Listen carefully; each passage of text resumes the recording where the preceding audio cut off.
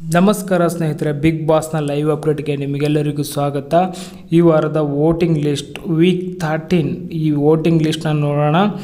Voting result ಕೂಡ ನೋಡೋಣ, ಯಾರ್ಯಾರಿಗೆ ಎಷ್ಟು ಪರ್ಸೆಂಟ್ ವೋಟ್ ಬಂದಿದೆ ಅಂತ. ಅದಕ್ಕಿಂತ ಮುಂಚೆ ಒಂದು ನ್ಯೂಸ್ ಹೇಳಬೇಕು ನಿಮಗೆ. ಡ್ರೋನ್ ಪ್ರತಾಪ್ ಅವರು ಮನೆ ಇಲ್ಲ, ಅವರ ಆರೋಗ್ಯದಲ್ಲಿ ಏರುಪೇರು ಆಗಿದೆ ಅಂತಲೇ ಹೇಳ್ಬೋದು. ಅದರ ಸಲುವಾಗಿ ಹಾಸ್ಪಿಟಲ್ಗೆ ಹೋಗಿದ್ದಾರೆ ಅವರು ಹೊರಗಡೆ. ಇವಾಗ ಸದ್ಯಕ್ಕೆ ಮನೆಯಲ್ಲಿಲ್ಲ, ಮತ್ತೆ ವಾಪಸ್ ಬಂದೇ ಬರ್ತಾರೆ ಆಯಿತಾ. ಇದು ಆಗಿತ್ತು ಡ್ರೋನ್ ಪ್ರತಾಪ್ ಅವರ ಒಂದು ನ್ಯೂಸು, ಇದು ಪಕ್ಕ ನ್ಯೂಸು. ಅದ್ರ ಜೊತೆಗೆ ಈ ವಾರ ಯಾರ್ಯಾರೆಲ್ಲ ನಾಮಿನೇಟ್ ಆಗಿದ್ದಾರಪ್ಪ ಅಂದರೆ ಕಾರ್ತಿಕ್, ಡ್ರೋನ್ ಪ್ರತಾಪ್, ವರ್ತೂರ್ ಸಂತೋಷು, ತುಕಾಲಿ ಸಂತೋಷು, ಆಮೇಲೆ ಮೈಕಲ್ ಅಜಯ್ ಅವರು, ಇಷ್ಟು ಜನ ನಾಮಿನೇಟ್ ಆಗಿದ್ದಾರೆ ಅಂತಲೇ ಹೇಳ್ಬೋದು. ಇಲ್ಲಿ 5ನೇ ಸ್ಥಾನದಲ್ಲಿ ಮೈಕಲ್ ಅಜಯ್ ಅವರು ಇದ್ದಾರೆ. ಅವರಿಗೆ ಕೇವಲ 8% ವೋಟ್ ಬಿದ್ದಿದೆ ಅಂತಲೇ ಹೇಳ್ಬೋದು.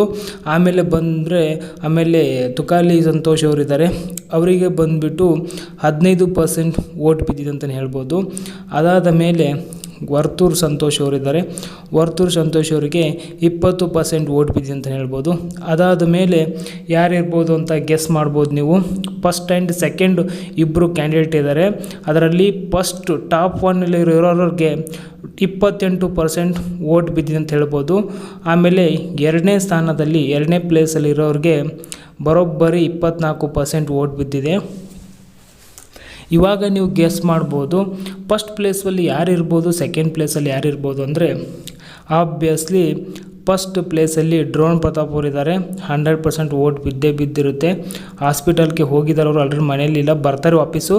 ಅವರಿಗೆ ಮೊದಲನೇ ಸ್ಥಾನದಲ್ಲಿ ಅಷ್ಟು ವೋಟ್ ಬಿದ್ದಿದೆ ಅಂತಲೇ ಹೇಳ್ಬೋದು. ಅದು 2ನೇ ಸ್ಥಾನದಲ್ಲಿ ಬಂದುಬಿಟ್ಟು ನಮ್ಮ ಕಾರ್ತಿಕ್ ಅವರಿದ್ದಾರೆ.